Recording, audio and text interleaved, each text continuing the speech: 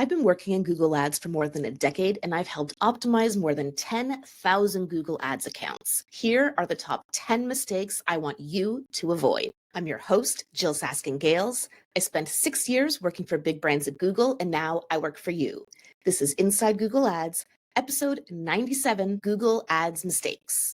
And this episode, by the way, is adapted from my free newsletter called The Insider, where I share a real Google Ads case study from one of my Google Ads coaching clients in every single issue. We have more than 8,000 email subscribers now. So the way I put together these top 10 mistakes is I looked back over all 36 issues of The Insider that I've shared with you over the last year, put together some common themes, and here we go. The first kind of mistake I frequently see in Google Ads accounts is what I call a foundational failure. Some kind of issue with the conversion tracking or something that makes it so Google Ads doesn't have the data it needs to optimize. This stuff is the number one silent killer of your Google Ads campaigns. So the number one mistake I want you to avoid in Google Ads is incorrect or incomplete conversion tracking. And here's how you're actually going to know if that's a problem you have. When you are looking at your campaign report, not the overview, the one where you go campaigns, I want you to add a segment for conversion action. And then you'll be able to see what's actually included in that conversions column and if it is, in fact, what you want your campaigns to optimize for. This will also show you if, for example, you have a campaign level goal versus an account level goal, or if you are counting a dreaded page view as a conversion. The number two mistake I want you to avoid is blindly trusting the numbers you see in Google Ads. If you see something questionable, question it. Data that's too good to be true is probably incorrect, and data that's too bad to be true is also probably incorrect. For example, you may have a campaign that shows it's had no conversions over the last 30 days, but you've been getting form fills and phone calls, so check your conversion tracking. Similarly, you might have a campaign that says it has a 50% purchase conversion rate. No matter how great your products are, that is very unlikely to be true. Even 5% would be an excellent e-commerce conversion rate, so you'll want to double check that as well. And the third mistake I want you to avoid is only looking in Google Ads to understand performance.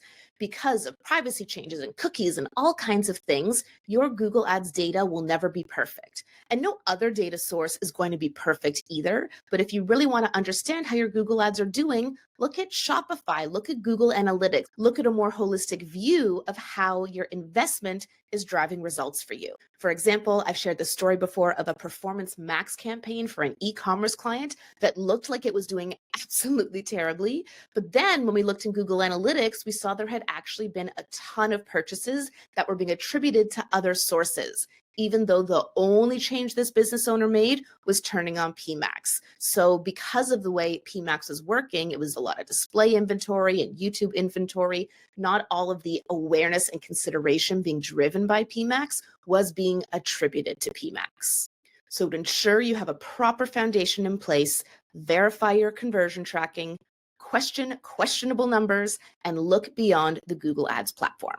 The next category of mistakes I want you to avoid is something I'm calling strategic sloppiness. And this is where you just have the wrong keywords, the wrong structure, something in the way you've set up your campaigns is making it so that Google has trouble getting you the results you need. I find this often happens because you see someone's advice, maybe my advice, someone else, and we'll say, use exact match keywords, right?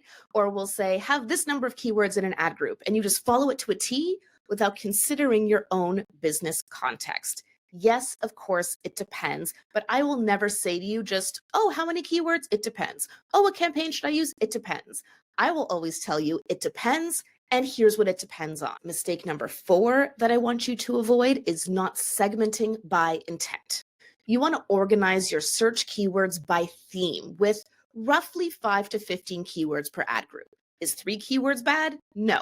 Is 18 keywords bad? No. Think of the 515 as a rough guide. For example, let's say you are a cleaning company and you offer residential cleaning and office cleaning. Those should probably go in 2 separate ad groups because the intent is really different. The deal size is different. The person searching is really different.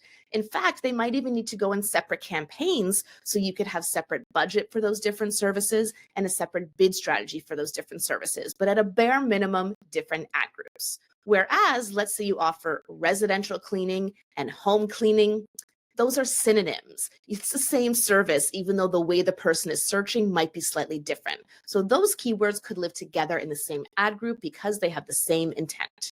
Segment by intent also applies with audiences. Let's say you have a demand gen campaign and you're a moving company. And so you're targeting a life event for people who are moving soon, and maybe an in-market audience of people in market for mortgages.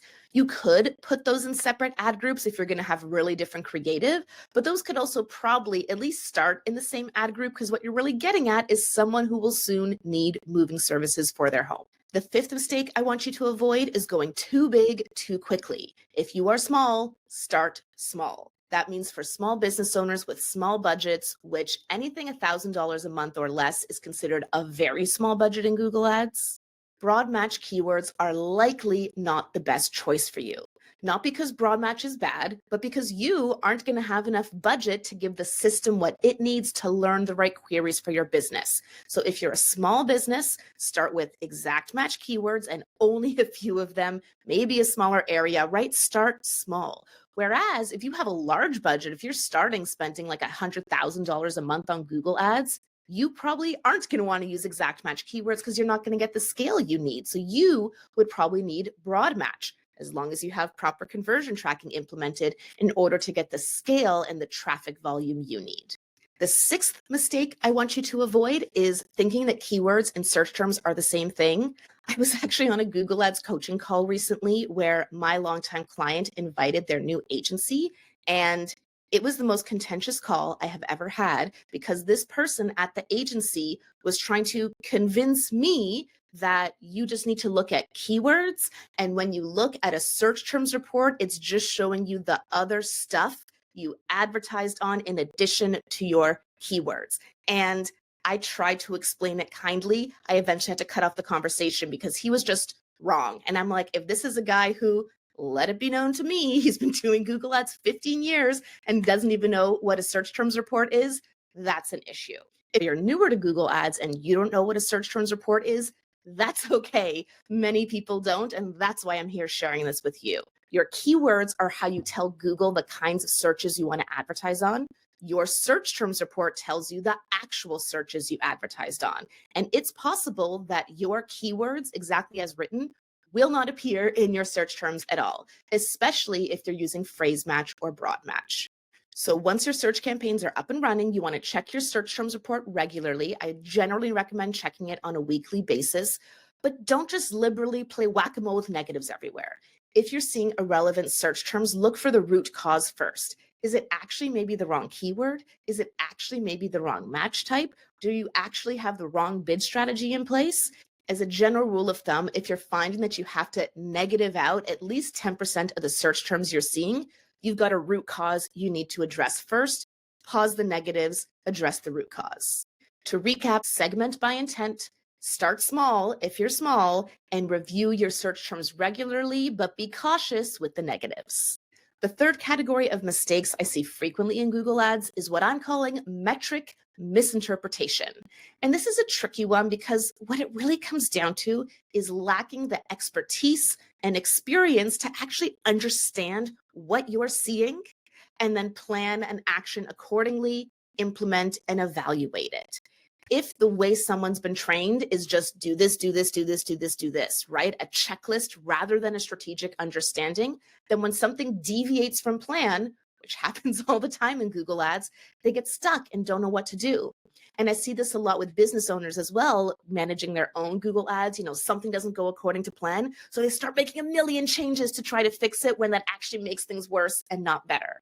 So always, always, always look to diagnose the underlying problem, the root cause, and address that before moving on.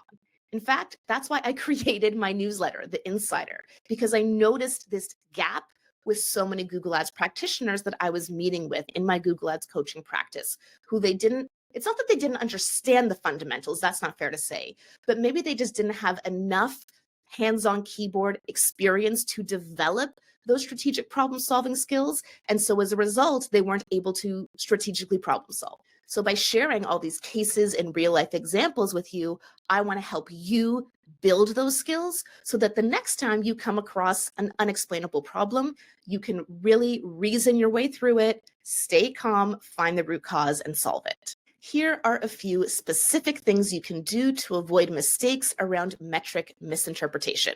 Mistake 7 in this episode is not clearing the basics first. What do I mean by that?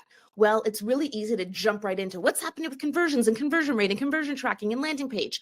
But the first thing to focus on is what's happening in the auction, your click-through rate and your CPC. For example, if your click-through rate is way too low or your CPCs are way too low, it means you're probably opted into the display network. Or if your CPCs are too low, but your click-through rate is too high, it means you're opted into search partners or you're advertising on your brand name. I know you may be rolling your eyes at me like, Jill, I know that already. I know not to do search partners. I know not to do display network. I know you know. But I still see this quite frequently in the accounts I see every week where someone won't realize they're opted into search partners, or someone might not realize they're opted into display network because they don't know that the icon next to your search campaign changes when display network's turned on. Or maybe you did turn them off, but you haven't turned off auto apply recommendations. And so Google's automatically turned them on for you. So some of those really basic things that you may be tempted to just skip over, like, of course I know that. Another great example is the location settings to target locations based on presence, not presence or interest. I know you know that, but I still see this all the time with experienced practitioners. I've made this mistake too, where we're just go, go, go, go, go, and we forget, or we take over a campaign that someone else is managing and we just don't think to check it. So clear the basics first before going into potentially more complex solutions to complex problems. Mistake number 8 I want you to avoid is jumping straight into problem solving without structuring your reasoning. For example, let's say you've seen a major shift in CPA or in ROAS. Don't freak out, build a hypothesis, investigate it, then test it. Well, let's say the CPA in your campaign suddenly skyrockets. There's only 2 reasons that could be. Either your cost per click went up or your conversion rate went down, or both. But that's it. So look at the data, figure out which one it is, and then figure out why that happened. For example, let's say your CPCs went up, and that's why the CPA went up. Okay, we don't need to touch the website. It's not a conversion rate issue. Let's focus on CPC. Why did CPCs go up? Change history can help you narrow this down, but really now there's just 6 things to investigate. Bidding changes, quality score changes, competition changes, query demand changes, different search term matching, or ad text changes. So if you know, for example, that you haven't changed your bid strategy and you haven't changed your ads, then all you need to do is look into competition, demand, and your search terms report. And boom, you can solve your CPA issue. Structure your reasoning so that you can save time and find the root cause of issues. Mistake number 9 I want you to avoid is thinking that quality score doesn't matter. If I hear one more person say the quality score doesn't matter because it's a diagnostic tool and it's not an auction input, I may scream. So I'm going to do a whole episode about this soon because, as you can tell by the unusual tone in my voice, this really grinds my gears. But let me give you the shorter answer right here. The quality score metrics that you see in your keyword report are diagnostic tools. So that quality score number from 1 to 10 is not an actual input. However, your actual ad quality, which Google does calculate but does not tell you, is a key auction input and does determine your ad rank. And I'm going to quote Google directly here. I'll put this link in the episode description as well. Our assessment of the quality of your ad is summarized in your quality score, which you can monitor in your Google Ads account. Higher ad quality generally leads to better performance, including better ad positions and lower cost. And here's the part that so many people get wrong, not because they're dumb or stupid, by the way, like it's really confusing, okay? But this is the part that people get wrong, because then Google goes on to say this. Quality score is a diagnostic tool that can help you identify ads with a lower user experience than average. This tool gives further insights on whether you should focus on improving your ad relevance, click-through rate, or landing page experience. Your quality score is shown on a scale of 1 to 10 based on estimates of your performance compared to other advertisers. Note that while we provide this diagnostic score to help you identify which of your ads might need quality improvements, these scores are not inputs in the ad auction. Use quality score to diagnose low quality ads rather than trying to optimize the 1 to 10 score you receive. What Google is saying there is the quality score number, 1 to 10, that you see in your report is not an auction input. But your ad quality itself, as determined by things like your ad relevance, click-through rate, and landing page experience, is absolutely a key auction input. So don't get that twisted. And the mistake to avoid is to think quality score doesn't matter, because it does, and it can always be improved. Whew, I had to let myself cool off for a moment. To summarize, you can avoid metric misinterpretation by clearing the basics first, structuring your reasoning, and remembering that quality score can almost always be improved. The final category of mistakes I want you to avoid are those around unreasonable expectations. It may be that your client has unrealistic expectations. It may be that your boss has unrealistic expectations. You may have unrealistic expectations of your own account. So you need to set realistic goals, manage stakeholder expectations, and understand true opportunity size. These are things that may not be considered Google Ads skills, but they are an absolute necessity for you if you are managing Google Ads, either for yourself, your company, or a client. Mistake number 10 I want you to avoid is poor communication and stakeholder education. Yes, it is your job to educate your managers, colleagues, or clients about the nuances of Google Ads. For example, making sure they understand conversion lag to explain why you shouldn't pull reporting on the first of the month, or resisting the urge to just do something if there's no strategy behind the just doing it. And then I called this episode 10 mistakes to avoid because that has a nice ring to it, but I actually have 11 mistakes here for you. So the final mistake to avoid is thinking that opportunity is infinite. Remember, in order to show a search ad, someone has to be searching for something that matches your keywords. So if you're already dominating your core keywords with high impression share, then increasing your budget is only going to inflate your costs. You need an actual expansion strategy if you want to continue to grow, because if there is no user search, then there's nowhere to put your ad. This may mean more keywords, looser keyword match types, or testing audience targeting and demand gen, which is one of my favorite recommendations these days. But if you want to grow and scale and you're already maxing out your existing opportunity, jacking up the budget isn't going to do anything good. You need to actually expand your targeting to grow the opportunity. So I want you to avoid unreasonable expectations by making sure that you're communicating and educating stakeholders, and that you are recognizing that opportunity isn't infinite and there are plenty of different ways to scale and grow your account. To wrap up, the most common thread across all of the Google Ads advice I give you is that we've had a shift from a reactive, control-focused approach to a holistic, data-informed strategy. I love the analogy of your Google Ads campaigns as a house. If the foundation, your conversion tracking, is flawed, then the entire structure, targeting, bidding, creative, will crumble. So you need to ensure that the right people are arriving at the house via your audiences and keywords, that they are being invited in with the correct message via your ad copy and creative, and that once inside the house, they can easily find what they're looking for. That's conversion rate optimization. While the tactics and whistles and doodads and tools keep changing in Google Ads constantly, the fundamentals of how Google Ads works have not changed. Focus on strategy first, tactics second, and you'll be able to drive sustainable, scalable Google Ads results for your business, your company's business, or your client's business. If you think you might need some renovations on your Google Ads house, you can book a Google Ads coaching call with me at jyll.ca, that's JYLL.ca, or follow the link in the episode description. And if you'd like to receive those real-life Google Ads case studies in your inbox every other Tuesday, you can subscribe to The Insider at learn.jyll.ca, that's JYLL.ca, or follow the link for The Insider in the episode description. I'm Jyll Saskin Gales, and I'll see you next time inside Google Ads.